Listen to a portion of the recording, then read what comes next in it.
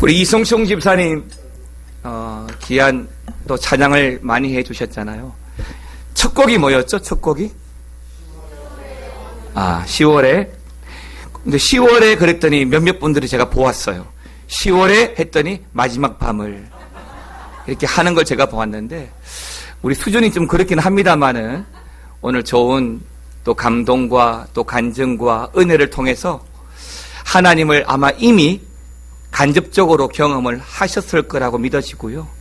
한 사람의 인생을 이끌어 가시는 우리 하나님의 그 일들은 굉장히 신묘막측합니다.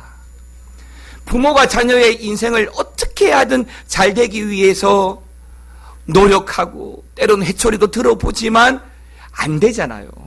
우리 이성충 집사님처럼 안 된단 말이에요.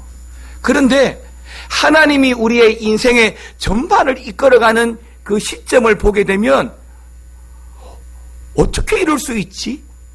우와 라고 감탄사를 연발할 수밖에 없는 신묘막측하심이 여러분 한 사람 한 사람 인생에 있습니다. 신앙의 관점은 뭐냐면 우리의 인생 어느 한 순간에 하나님을 발견하는 거예요. 나는 지금까지 내가 열심히 살아왔고 내가 공부 열심히 해가지고 오늘날 나의 인생을 살아왔다라고 자부해왔는데 그 어느 날 한순간에 하나님을 바라보는 거예요.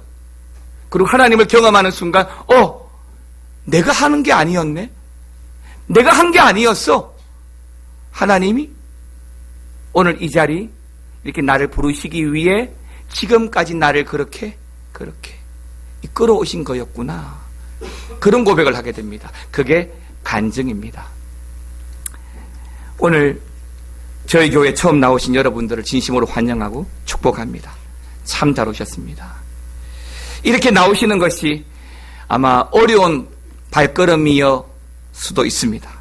아마 여러분들을 초대해 주신 그 면면 때문에 거절하지 못하고 귀한 걸음 해 주신 거라는 것 제가 잘 알고 있습니다. 하지만 어떤 이유로 또 어떻게 해서 이 자리에 오셨던지 간에 저는 오늘 이 자리가, 오늘 이 시간이 우리 하나님이 여러분들을 부르시고 인도하셨다라고 저는 믿고 있습니다. 성경에 보게 되면, 특히 잠언 16장에 보게 되면 사람이 마음으로, 오늘 본문 말씀, 사람이 마음으로 자기의 길을 계획해 보지만 되는 것보다 안 되는 게 훨씬 더 많잖아요. 성공보다 실패할 때가 훨씬 많잖아요. 공부하면 다 1등 합니까? 노력하면 다 성공할까요? 하지만 1등과 꼴등 또는 성공과 실패 그 사이에 우리의 걸음을 이끌어 가시는 분이 바로 여호와라는 그런 믿음이 있으면 내가 어떤 인생을 걸어가도 어떤 결과를 맞이해도 그것 때문에 마포대교에서 안 뛰어내립니다. 하나님이 계시니까. 내 인생, 내가 잘나고 못나고 사람들은 어떻게 논할 수 있을지 몰라도 그래, 하나님이 함께 하셨어. 조금 전 불렀던 찬양처럼 참 좋으신 주님, 귀하신 나의 주, 늘 가까이 계신다는 그런 고백들을 하게 되면, 그렇습니다. 여러분, 우리 모두가 각자가 자기의 일과 자기의 계획들을 가지고 열심히 살아가지만 그 걸음을 최종적으로 이끌어 가시는 분이 우리 하나님이시다라는 고백입니다. 여러분, 저는 농사를 안 지어봤습니다. 특히 농사를 짓는 분들은 더 이런 고백들을 잘 하실 것 같아요.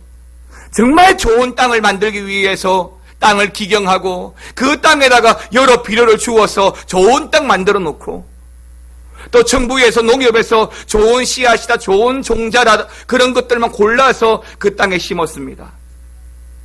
말을 세라, 넘칠 세라, 온도에 따라 기온에 따라 물 주고 비료 주고 열심히 키웁니다마는 그렇게 노력만 하면 그 곡식이, 그 열매가 다 풍성하게 풍년을 맺습니까?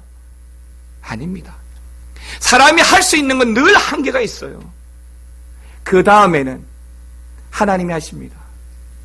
바람도, 태양도, 구름도, 비도 하나님이 하셔야 합니다. 그래서 우리는 이렇게 고백하는 거예요. 우리의 걸음을 인도하시는 분은 하나님이시다. 예수님을 모르는 사람들은 늘 내가 살아왔다 생각해요.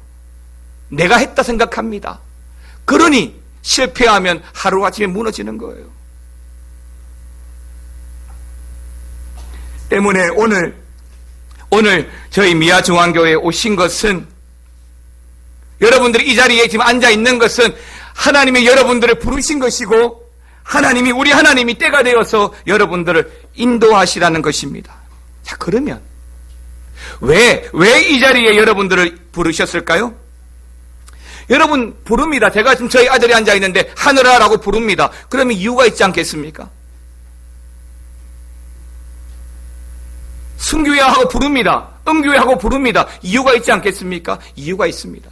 부르면은 반드시 이유가 있습니다. 왜 불러? 그냥 이유 없어. 그냥 불러봤어. 싱겁죠. 또 부릅니다. 또 불러요. 권사님, 또 부릅니다. 왜요? 그냥. 이게 뭐예요? 아니에요. 부르면은 반드시 목적과 이유가 있습니다. 구약 성경에 보게 되면 요셉이란 사람이 나옵니다. 요셉이란 이름을 가지고 있는 사람들이 많이 있잖아요. 성경에 나오는 요셉이 있는데, 하나님이 이 요셉을 잘 살고 있는데 굳이 자기 땅에서 끄집어냅니다.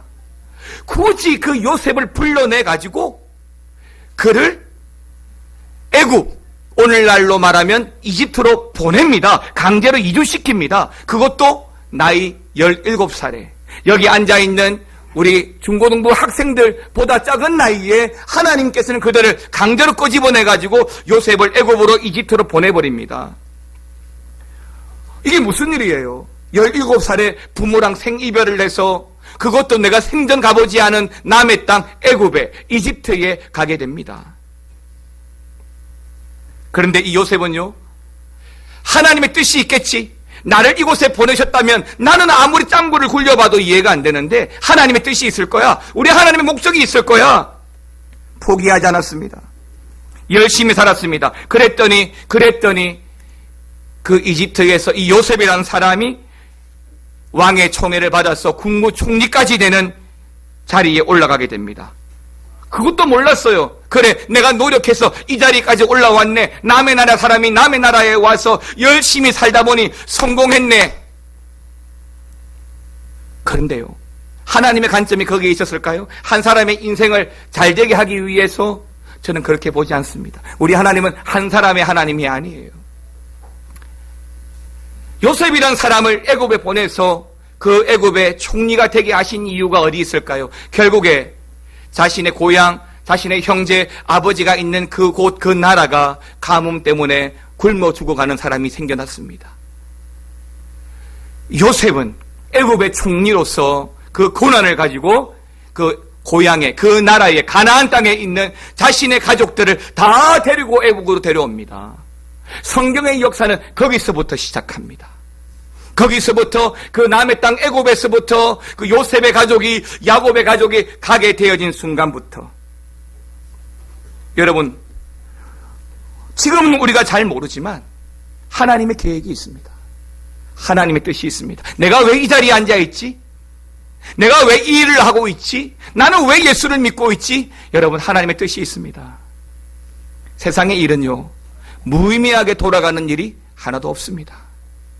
저희가 오늘 이 하루, 이 주일을 위해서도 우리는 큐시트라고 하는 것을 만들어서 예배 시간을 정하고 준비할 항목을 정하고 담당자를 다 정해서 어쨌든 조직적으로 지금 시간을 보내려고 하고 있습니다. 하나님의 일에도 뜻과 계획이 있습니다. 내가 몰라서 그렇지 하나님은 그렇게 우리를 부르시고 우리를 인도하신 것입니다. 그 또 하나의 관점이 있습니다. 오늘 이 자리에 우리가 앉아 있다는 것, 즉 하나님이 우리를 지명하여 불렀다는 것은 저는 복이라고 믿습니다. 복이다, 복. 물론 어떤 게 복인지 모를 수도 있습니다. 복에 대한 사람들의 생각은 사실 다 다르니까요. 어떤 사람은 공부 잘하는, 어떤 사람은 이쁜 여학생 만나는 것, 또 어떤 사람은 우리 집이 잘 되고 내 자녀가 잘 되고 사업이 잘 되고 출세하고 행복하는 것, 저도 그런 복을 좀 많이 받았으면 좋겠습니다.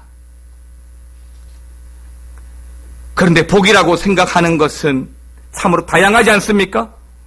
혹시 여러분 하늘의 복, 하나님이 주시는 복에 대해서 생각해 보신 적이 있습니까?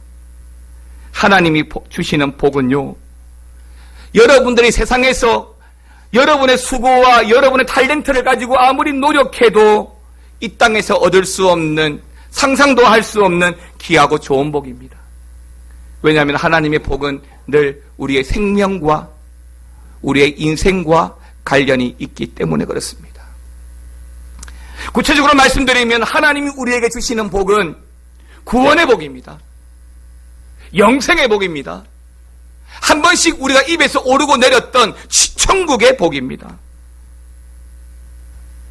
이런 하나님의 복을 알기 위해서는 먼저 우리 사람들이 모두 갖고 있는 공통점이 무엇인지 알아야 될 것 같습니다. 제가 오늘 두 가지 공통점을 가지고 여러분들하고 말씀을 드릴 텐데요. 좀 주제가 무겁습니다. 무거운 주제입니다. 이 무거운 주제를 듣기 전에 우리 앵콜 한번 듣겠습니다. 네, 우리 집사님 앵콜 박수 한번. 앵콜 하셔야 됩니다. 앵콜. 감사합니다. 우리 목사님 아드님이라서 제가 이렇게 부탁드릴 수 있습니다. 네, 시험 받지 않을 것 같아서. 우리 마음의 문을 내 평생 찾아오신 그 주님 때문에 우리 마음의 문을 활짝 열고 제가 이제 좀 무거운 주제 두 가지를 여러분들에게 말씀을 드리겠습니다. 우리가 세상 살아가는 사람들이 누구나 가지고 있는 두 가지 공통점. 첫 번째는 여러분들이 거부하실 수 있다, 아니다 라고 생각할 수 있지만 하나는 다 죄인이다 라고 하는 관점입니다. 성경은 분명히 모든 사람이 다 죄인이다 라고 정의를 하고 있습니다. 성경이 이 말씀하고 있는 이 부분에 아니에요, 난 아니다 라고 말할 수 있는 사람은 사실은 없을 겁니다. 우리는 아니라 말하지만 알게 모르게 드러나지 않을 뿐이지 사실은 많은 죄를 짓고 살아갑니다. 생각으로 죄를 짓고 말로도 죄를 짓고, 아니 더 나아가서 행동으로도 죄를 짓고 살아갑니다. 요즘은 죄에 대해서 사회적 생각들이 다양해지고 구체화되고 있는데, 전에는 뭔가 드러나고 증거가 있고 행동으로 나타난 것만 죄라고 했다면 지금은요, 말로도 심지어 글로도 얼마든지 죄가 될 수가 있습니다. 불과 얼마 전에는 유명한 아이돌 출신인 연예인이 자살한 일이 있습니다. 뚜렷한 증거는 없지만 댓글에 달린 악플로 인한 스트레스로 자살한 것으로 추정하고 있습니다. 맞습니다. 글로도, 글 때문에라도 사람을 죽이고 살릴 수 있습니다. 죄 때문이지요. 그것도 죄입니다. 더 나아가 성경은 우리의 생각도, 잘못된 생각도 드러나지 않고 표현하지 않았지만 내 마음속에 품었던 그 한 번의 생각도 죄라고 말씀합니다. 물론 크고 작은 정도의 차이가 있고 빈도의 차이는 있지만 이런저런 이유와 모양으로 죄를 짓고 살아가지 않는 사람은 단 한 사람도 없다라는 것이죠. 그런데도요, 죄에 대해서 언급하고 당신은 죄인입니다 라고 이야기하면 끔찍히 싫어하시는 분이 있습니다. 나하고 상관이 없으니까 그런 말 나한테 하지 말라고 합니다. 물론 우리가 봐도 법 없이 살 수 있는 분이 있어 보이고 참 선하게 사시는 분들도 있습니다. 그러나 여러분 생각해 보시기 바랍니다. 몸이 안 좋아서 병원에 갔습니다. 진료를 했습니다. 그런데 증세에 대해서 또 얼마나 심각한지, 또 병명이 무엇인지 말해줘야 되는데 그 환자가 말하지 못하게 합니다. 몸이 아파서 병원에 왔지만 듣고 싶은 말만, 그냥 좋은 말만 하라고 하는 겁니다. 병명이 뭔지, 증세가 어떤지 말하지 못하게 하는 것과 똑같은 것이지요. 죄라고 하는 것은 사실 아주 무섭고 무거운 주제입니다. 때문에 다른 사람들이 죄를 지으면 우리는 죽일 놈 살릴 놈 말합니다. 그리고 더 신랄하게 비판하고 손가락질도 하지만 막상 내가 죄를 지으면, 내 가족이 죄를 지으면 어떻게 됩니까? 우리는 이해하고 별것이 아니라고 말합니다. 그럴 만한 이유가 있다고 변명거리를 찾습니다. 그런데요, 성경에서 말하는 죄는 그런 이유와 변명이 안 통합니다. 하나님은 죄에 대해서 아주 심각하게 보십니다. 그리고 하나님이 보시는 가장 큰 죄는 바로 하나님을 알지 못하는 죄, 하나님을 믿지 않는 죄, 이 죄가 가장 크다라고 말씀하십니다. 오늘 이 자리에 오신 여러분들을 보면 아마 기적처럼 평생 한 번도 교회를 안 나가 보신 분들도 계실 것 같고, 또 어떤 분들은 어릴 적에 한두 번 나오신 분들도 있을 거고, 또 오늘 제가 보니까 여러분 가족 중에 한동안 우리 교회를 안 나오시다가 또는 다른 교회를 다니다가 오늘 이렇게 오신 분들도 많이 계신 것 같습니다. 그런데 어떤 이유에서든지 자라면서 결국 부모 때문에, 직장 때문에 결국 믿음을 잃어버리고 떠나버리는 경우가 많이 생기죠. 한 어린 중학생이 어머니하고 아주 심각한 갈등을 겪었습니다.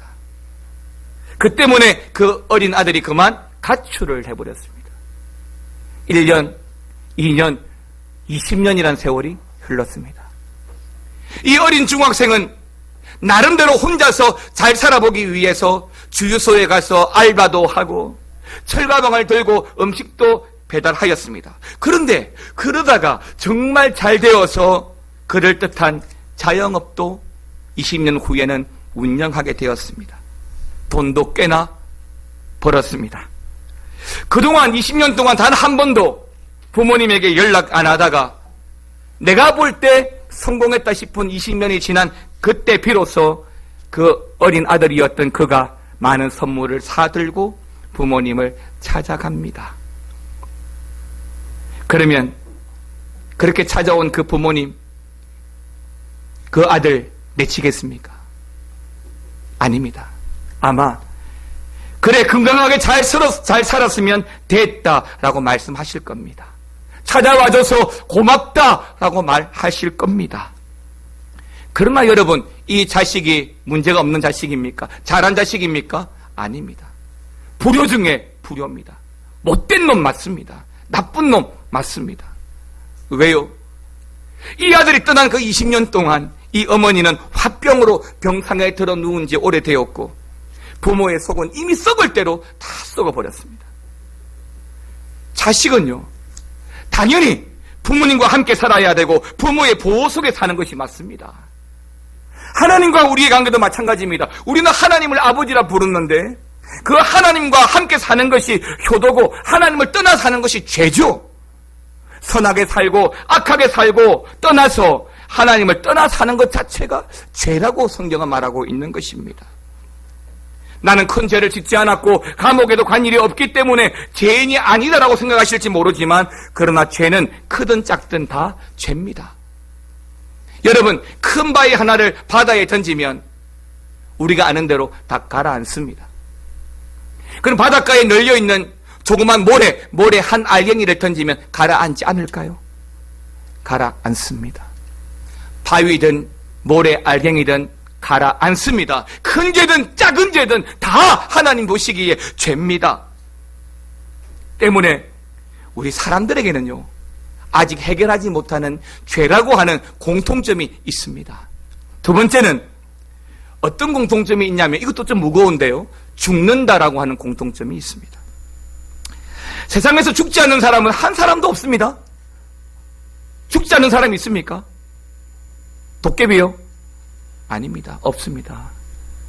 어떤 철학자가 이렇게 말했습니다. 소크라테스도 죽었다.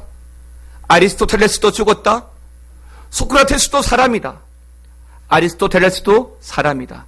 고로 모든 사람은 뭐 한다고요? 죽는다. 우리 모두는 언젠가는 다 죽습니다. 죽지 않고 오래오래 살고 싶지만 그러나 죽음을 피할 수 없습니다. 저희 교회에 가장 연세 많으신 어르신이 95세입니다. 저는 더 오래 사셨으면 좋겠습니다. 신방 가면 하나님 부르실 때가 됐다고 늘 말씀하시지만 더 오래 사셨으면 좋겠습니다. 그래서 어제 신방 가서도 그렇게 말씀드렸습니다. 근사님 우리 교회 최고 어른이신데 건강하게 예수 잘 믿는 모습을 후배들에게 보여주셔야 되죠. 신촌 세브란스 병원의 심장 웰네스 센터의 센터장인 설준희 박사님이 그의 저널에서 이렇게 말씀하신 적이 있습니다. 모 재벌 회장님이 50대에 뇌종양이 걸렸습니다. 가망이 없다는 진단을 받게 되었습니다. 상태는 점점 심해지고 여러 항암제를 투여하면서 체중은 절반으로 줄어들고 몰골이 말이 아니게 되었습니다. 그런데 그분이 친분이 있는 이 설 박사님에게 이렇게 말씀하셨습니다. 준이야, 세계 어느 곳이라도 좋으니 내 병을 좀 낫게 해줄 곳이 없겠니? 0.1%의 가망이 있으면 신약 실험 대상이라도 괜찮으니까. 그러면서 마지막 한 말이 뭐냐면, 내 재산 다 줄 테니 제발 3년만이라도 살게 해줄 수 없겠니? 그리고 또 설교를 준비하면서 또 죽음에 대한 재미있는 통계가 하나 있더라고요. 여러분, 사람이 해마다 많이 죽습니다. 그런데 1년에 비만으로 죽는 사람이 3만 명이랍니다. 저는 비만이 아닙니다. 배가 조금 나왔을 뿐인데요. 낙뢰 사고로 죽는 사람이 1만 명. 운전 중에 통화하다가 죽는 사람이 6천 명. 심지어 침대에서 떨어져 죽는 사람이 450명. 또 해마다 하마에게 물려 죽는 사람이 2,900명. 놀라지 마십시오. 이건 미국만의 통계입니다. 사랑하는 성도 여러분, 죽음은 저 멀리 시리아의 중동에서 일어나는 전쟁터에만 있고 호스피스 병원에만 있는 것이 아니라 매일 우리의 일상처럼 일어나고 가까이에 있는 것이 또한 죽음입니다. 아무도 준비하지 않고 아무도 생각하지 못했습니다. 여러분의 가족도 그렇게 아무도 생각하지 못한 어느 순간 죽음을 맞이할 때가 많습니다. 그런데 성경은 이 죽음에 대해서 세 가지로 말씀합니다. 히브리서 9장 27절에 보게 되면 사람은 한 번 죽는 것이 마땅하지만 그 후에는 심판이 있다라고 말씀합니다. 이 말씀을 통해서 우리는 세 가지를 알 수 있는데요. 하나는 사람은 반드시 죽는다는 정의입니다. 태어난 모든 것들은 죽습니다. 생명이 있는 모든 것은 반드시 죽는다는 것이 마땅하다라고 이야기하는 것입니다. 두 번째 관점은 영적인 죽음입니다. 이것은 죄를 짓고 하나님을 떠나서 하나님과 상관없이 살고 믿음 없이 사는 것도 영적인 의미에서 죽은 것이다 라고 이야기하는 것이고, 마지막 세 번째는 영원한 죽음인데요, 그 후에는 심판이 있으리니, 다시 말하면 결국 천국에 들어가지 못하고 지옥에 들어가는 것이 영원한 죽음이라고 정의할 수 있는 것입니다.